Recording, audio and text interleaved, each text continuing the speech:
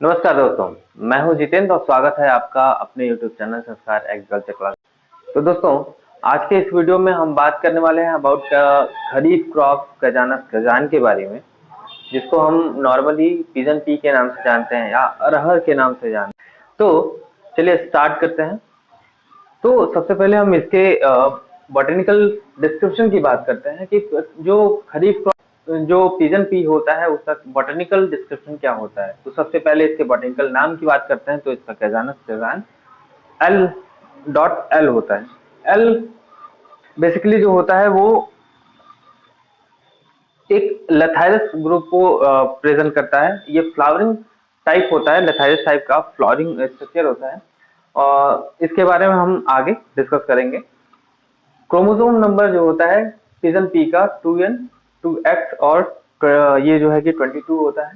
Family की बात करें तो लेग्यूमिनेसी या फैबेसी फैमिली का ये प्लांट है। देन प्लेस ऑफ ओरिजिन की बात करें तो अफ्रीका और इंडिया दोनों को प्लेस ऑफ ओरिजिन इसका माना जाता है। मोड ऑफ पॉलिनेशन इसका ऑफन क्रॉस पॉलिनेटेड होता है, क्योंकि इसमें जो आउटक्रॉसिंग होती है वो 5 to 48% तक की देखी गई है। 5 to 48% होने की वजह से इसमें जो होता है कि ना ही मेजॉरिटी है सेल्फ पॉलिनेशन का और ना ही मेजॉरिटी है क्रॉस पॉलिनेशन का। तो इसकी वजह से हम इस प्लांट को हम ऑफन क्रॉस पॉलिनेटेड की कैटेगरी में रखते हैं। ऑफन क्रॉस पॉलिनेटेड और सेल्फ पॉलिनेटेड और क्रॉस पॉलिनेटेड में क्या डिफरेंस होता है? तो जो सेल्फ पॉलिनेटेड क्रॉप्स होते हैं इनमें जो आउट क्रॉसिंग होती है, इस आउट क्रॉसिंग जो इसकी होती है वो मैक्सिमम जो होता है वो 5% तक की देखी गई है। आउट क्रॉसिंग किसको कहते हैं? आउट क्रॉसिंग मतलब किसी दूसरे फ्लावर का पॉलन आकर के इसके एक फ्लावर को, सपोज कि ये जो है कि फ्लावर 1 ए है और ये फ्लावर बी है, तो आउट क्रॉसिंग का मतलब ये होता है कि इस फ्लावर का पॉलन जो होता है इसके स्टिग्मा को जाकर के फर्टाइल करे या पॉलिनेट करे, तो उसको हम आउट क्रॉसिंग कहते हैं।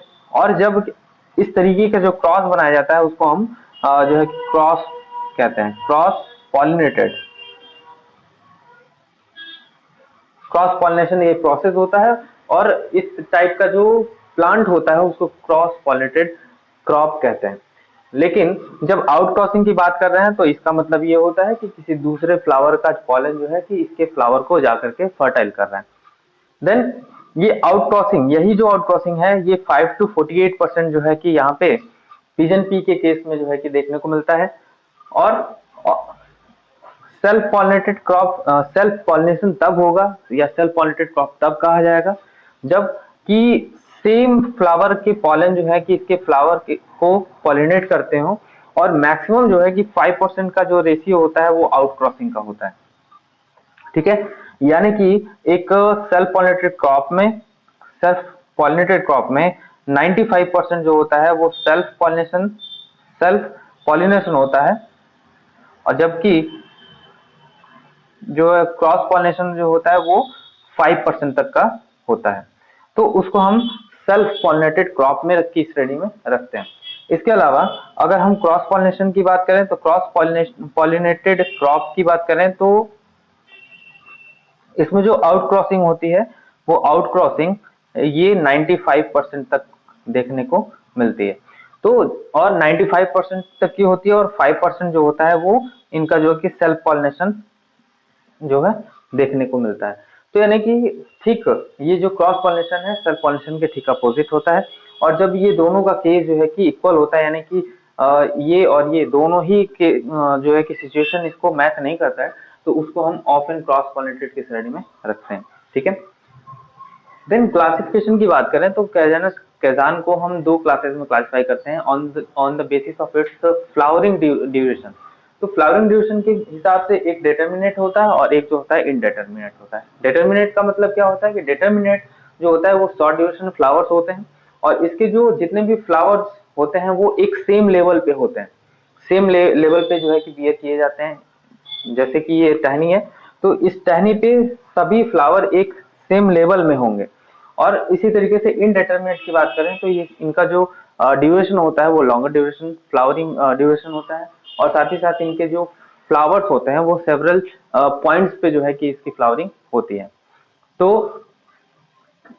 इसमें जो डेटरमिनेट टाइप का है उसमें वैरायटी GT100 जो है कि इसकी वैरायटी है।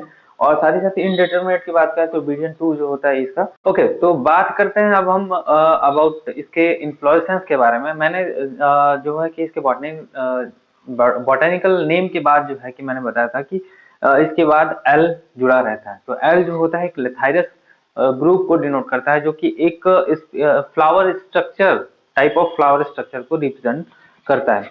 तो इसके बारे में हम बात करें तो यहाँ जिस तरीके से पिजन पी का जो फ्लावर होता है, कुछ स्ट्रक्चर उसका इस तरीके का होता है, जिसमें जिसको जो कि 5 इसके जो पेटल्स और सेपल्स जो होते हैं वो नंबर ऑफ जो इनका नंबर जो होता है वो 5 होता है।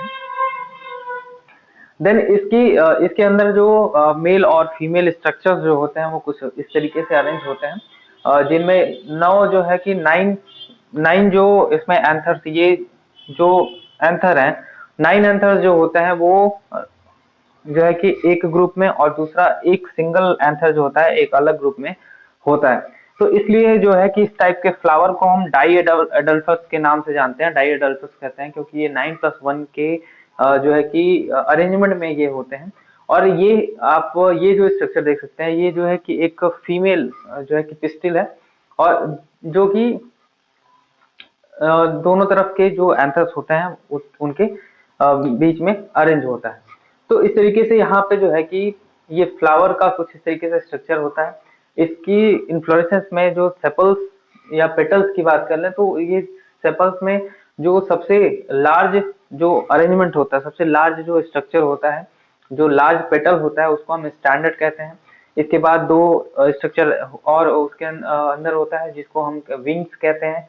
और जो इसके जस्ट लास्ट में जो होता है कि तीसरा स्ट्रक्चर जो होता है वो कुछ इसी स्ट्रक्चर का, लेकिन साथ में ये जुड़ा हुआ रहता है, यानी कि बिल्कुल क्लोज रहता है, और उसको हम कील का नाम देते हैं, जो कि फ्यूज्ड होता है। इसी कील के अंदर जो है कि हमारा ये जो मेल और फीमेल स्ट्रक्चर जो है वो बाइंड रहता है, वो उसके अंदर बंद रहता है। ओके, इसके फ्लावर की बात करें तो एक्सिलरी रेसिम होती है। देन इसमें 2 फ्लावर्स, हर एक नोड पे जो है कि 2 फ्लावर्स लगते हैं। आउटर जो पेटल होता है वो ओवरलैप करता है बाकी सारे पेटल्स को, जिसकी वजह से पूरा का पूरा फ्लावर जो होता है वो क्लोज रहता है, एक सिस्टम में अरेंज रहता है। पेटल्स और या सेपल्स जो होते हैं वो 5 इसमें पाए जाते हैं। इस स्टेमन्स की बात करें तो 9+1 के जो अरेंजमेंट में होता है, जिसको हम डाइएडल्फस कहते हैं। डाइएडल्फस बेसिकली हम उसको कहते हैं जब क्या होता है कि जब जो है कि जो स्टेमन्स होते हैं वो ग्रुप्स में जो है कि 2 ग्रुप्स में जो है कि अरेंज रहते हैं, उसको हम डाइएडल्फस कहते हैं। और ये यहाँ पे 9+1 का ग्रुप बनता है। देन पिस्टिल की बात करें तो यूनिलोक्यूलर होता है। 2 से 9 इसमें ओव्यूल्स होते हैं। ठीक है, 2 से 9 ओव्यूल्स जो होते हैं यहाँ पे कुछ इस तरीके से होते हैं, और ये अरेंजमेंट कुछ ऐसे होता है। 2 से लेकर के 9 ओव्यूल्स इसमें पाए जाते हैं। देन लॉन्ग इसमें फिलीफॉर्म जो है कि लॉन्ग होता है, और साथ साथ फिलीफॉर्म होता है। एंथेसिस की बात करें तो सेल्फ या क्रॉस पॉलिनेशन इसमें दोनों हो सकता है, क्योंकि ये ऑफन क्रॉस पॉलिनेटेड क्रॉप है। इसके फ्लावर्स जनरली जो है कि शाम के 3 से 4 बजे ओपन होते हैं, और अगले दिन दोपहर के 2 बजे तक ये ओपन रहते हैं। और इसके बाद इमैस्कुलेशन की अगर हम बात करें तो जनरली इसमें इमैस्कुलेशन इवनिंग के टाइम पे करना चाहिए। फ्लावरिंग इसमें जो होता है वो 1 से 2 दिन पहले जो ओपन होने वाले होते हैं, जो भी फ्लावर्स 2 दिन में ओपन होने वाले हैं, ऐसे फ्लावर्स को हम सेलेक्ट कर लेते हैं, और शाम के टाइम में, इवनिंग के टाइम में इसमें जो है इमैस्कुलेशन सारे के सारे जो ये एंथर्स होते हैं उनको हम रिमूव कर देते हैं। सारे एंथर्स को रिमूव करके पिस्टिल को सावधानी से हम उसको बैग कर देते हैं, ढक देते हैं। और इसके बाद जो है कि जो हमारा डिजायरेबल फ्लावर होता है, डिजायरेबल वैरायटी का जो पॉलन होता है उसको ला करके, और मॉर्निंग के टाइम में इसके पिस्टिल पे जो है कि उसकी डस्टिंग कर दी जाती है, और फिर उसके बाद बैगिंग करके लेवलिंग कर दिया जाता है। और इस तरीके से जो है कि हमारा इमैस्कुलेशन और पॉलिनेशन कंप्लीट हो जाता है। बात करते हैं अब हम पॉलिनेशन की, कि किस पॉलिनेशन इसमें किस तरीके से करते हैं। तो पॉलिनेशन की बात करें तो सबसे पहले तो हम इसमें बड का कलेक्शन कर लेते हैं। बड का कलेक्शन करने के बाद जो है कि हम उसको पेट्री डिश में कवर करके रख सकते हैं, मॉइस्ट पेपर में कवर करके रख सकते हैं, वो इसके जो पॉलेंस होते हैं कवर करने के बाद भी 48 आवर्स तक जो है कि वायबल होते हैं, यानी कि ये अभी काम कर सकते हैं, एक्टिव रहते हैं, 42 आवर्स तक एक्टिव रहते हैं। उनका टेम्परेचर 25 डिग्री से 28 डिग्री सेल्सियस तक अगर मेंटेन रखा जाए तो। देन जो है कि जो फ्लावर होता है उसके कोरोला को पहले हम रिमूव करते हैं। देन फ्लावर को एक हाथ में पकड़ के और दूसरे हाथ से, और जो हमारा पिस्टिलेट फ्लावर है उसके पिस्टिलेट फ्लावर में स्टेमिनेट फ्लावर से हम क्या करते हैं कि उसके स्टेमन्स को और उसके स्टिग्मा पे ले जा करके और यहाँ पे टच करा देते हैं, ये स्टिग्मा होता है। तो अब हम बात करते हैं ब्रीडिंग मेथड्स के बारे में कि ब्रीडिंग मेथड्स इसमें पिजन पी में क्या क्या होते हैं। तो सबसे पहला जो हमारा ब्रीडिंग मेथड होता है इंट्रोडक्शन के थ्रू, हम किसी भी वैरायटी को चाहे पिजन पी का हो चाहे किसी का भी हो, हम इंट्रोडक्शन के थ्रू एक नई वैरायटी को अपने एरिया में एक रीजन में जो है कि डेवलप कर सकते हैं। दूसरा होता है pure line selection. Pure line selection basically जो है कि एक सिलेक्शन होता है एक प्योर प्रोजनी का, और इसे ही हम प्योर लाइन सिलेक्शन कहते हैं। फॉर एग्जांपल अगर डाइवर्स वैरायटीज जो है कि हमारे पास अगर हैं, कोई लंबा है, कोई डॉर्फ है, कोई टॉल है, कोई डॉर्फ है, कोई अलग अलग वैरायटीज हैं, तो उनमें हम क्या करते हैं कि एक जेनोटाइपिकली जो है कि इनमें जो प्योरिटी जो होती है उसके उसके बेसिस पे जो है कि हम सिलेक्शन करते हैं, और सिलेक्शन करके एक टाइप के सेम टाइप के फिनोटाइप्स को हम जो है कि कलेक्ट कर लेते हैं, और इस तरीके से हम उस प्रोसेस को, उस प्रोसीजर को हम प्योर लाइन सिलेक्शन कहते हैं। हाइब्रिडेशन और सिलेक्शन की बात करें तो हाइब्रिडेशन प्रोग्राम में हम जनरली हाइब्रिड बनाते हैं, यानी दो वैरायटीज का आपस में क्रॉस करा करके और तीसरी वैरायटी का डेवलपमेंट करते हैं। ये अगर सपोज कि ये ड्वार्फ है, ये टॉल है, तो इनका हम क्रॉस करा करके और जो है कि यहाँ पे एक semi dwarf type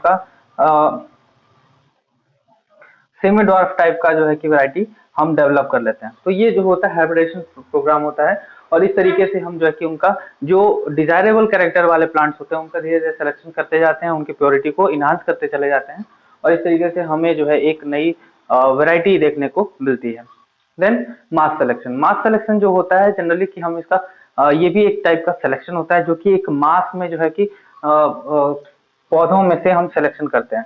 for example हमने क्या किया कि ब्रॉडकास्ट कर दिया और ढेर सारे सीड्स को, और जिसमें जो है कि अलग अलग कैरेक्टर वाले प्लांट थे उनमें से हमने क्या किया कि बल्क में जो है कि उनका सिलेक्शन करते हुए चले गए, तो उसे ही हम क्या कहते हैं कि मास सिलेक्शन कहते हैं। Then population improvement backcross plus progeny test के थ्रू जो है कि पॉपुलेशन का को इम्प्रूव कर दिया, जो भी हमारे पास है उसकी क्वालिटीज को, उनके कैरेक्टर्स को हम इनहांस करते चले जाएं, उनको जो है कि उनमें चेंजेस करते चले जाएं, और वही जो होता है वो पॉपुलेशन इंप्रूवमेंट कहलाता है। Then mutation breeding. Mutation breeding क्या होता है कि म्यूटेशन ब्रीडिंग में जनरली ये दो तरीके का होता है, एक तो नेचुरल म्यूटेशन होता है और दूसरा जो होता है आर्टिफिशियल म्यूटेशन होता है। नेचुरल म्यूटेशन की में जो होता है कि सडन चेंज होता है, अचानक से कोई वैरायटी है जिसका जो है कि जिसका प्लांट टॉल हो रहा था, वो अचानक से किसी भी रीजन से, किसी रेडिएशन से, किसी जो म्यूटाजीन से जो है कि अचानक से इसमें कोई चेंजेस आ गए और ये सेमी डॉर्फ का हो गया। तो इस टाइप का, और इसकी जो प्रोजनी जो है, इसकी जो जीन जो है वो चेंज होकर के सेमी डॉर्फ वैरायटी जो हो जा रही है, तो ये ड्यू टू म्यूटेशन है, और ये इसको हम नेचुरल म्यूटेशन कहते हैं। और जब हम वही आर्टिफिशियली करते हैं, कोई ह्यूमन उस चीज को उसमें जो है कि इंड्यूस करता है, तो इसको हम इंड्यूस्ड म्यूटेशन कहते हैं या आर्टिफिशियल म्यूटेशन कहते हैं। देन हेट्रोसिस ब्रीडिंग की बात करते हैं। हेट्रोसिस ब्रीडिंग जो होता है सुपीरियोरिटी आती है, यानी कि जो F1 जनरेशन जो होता है कि ये F1 जनरेशन, ये ए है, बी है, पेरेंटल टाइप है, और पेरेंटल टाइप से जो F1 जनरेशन जो बनेगा, जो भी F1 जनरेशन बनेगा, ये F1 जनरेशन, इसके क्वालिटी और कैरेक्टर इन दोनों के कैरेक्टर से जो है कि बेहतर होते हैं, और इसे ही हम हेट्रोसिस ब्रीडिंग कहते हैं। Then tissue culture. Tissue culture क्या होता है कि हम प्लांट के किसी टिश्यू से, किसी सेगमेंट से, किसी पार्ट से जो है कि एक नए पौधे को डेवलप कर लेते हैं। फॉर एग्जांपल अगर ये लीफ है, तो इस लीफ से ही हम क्या करते हैं कि छोटे सेगमेंट को कल्चर के थ्रू लैब में हम एक नया पौधा तैयार कर लेते हैं, और इसको हम टिश्यू कल्चर मेथड कहते हैं। तो उम्मीद करता हूँ कि आपको आज का टॉपिक जो है समझ में आया होगा। अगर समझ में आता है तो चैनल को सब्सक्राइब और शेयर करना ना भूलें। मिलते हैं नए वीडियो में नए टॉपिक के साथ, तब तक के लिए जय हिंद।